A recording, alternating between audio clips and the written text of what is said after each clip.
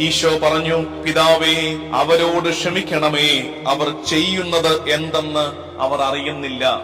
കുരിശിൽ കിടന്നുകൊണ്ട് ഈശോ അവന്റെ ക്ഷമ വെളിപ്പെടുത്തുകയാണ്. നീ ബലിയർപ്പിക്കാൻ പോകുമ്പോ ആർക്കെങ്കിലും നിന്നോട് വിദ്വേഷമുണ്ടെന്നിരിക്കെ ബലിവസ്തുക്കൾ അവിടെ വെച്ചിട്ട് പോയി രമ്യപ്പെടുക. അതേ കാര്യം ഈശോ കുരിശിൽ കിടന്നുകൊണ്ട് ചെയ്തു. അവനവന്റെ ബലി പൂർത്തിയാക്കാൻ തുടങ്ങുമ്പോൾ അവൻ തിരിച്ചറിഞ്ഞു, തൈ നിൽക്കുന്ന കുറെ പേർക്ക് അറിഞ്ഞോ അറിയാതെയോ തന്നോടൊരു അനിഷ്ടമുണ്ട്. ഈശോ എന്താ ചെയ്യുന്നത്? രമ്യപ്പെടുകയാണ്. പിതാവേ, അത് നിങ്ങളോട് ക്ഷമിക്കണമേ. രണ്ടാമത്തത്, സത്യമായി ഞാൻ നിന്നോട് പറയുന്നു, നീ ഇന്ന് എന്നോടുകൂടെ പർദീസായിലായിരിക്കും.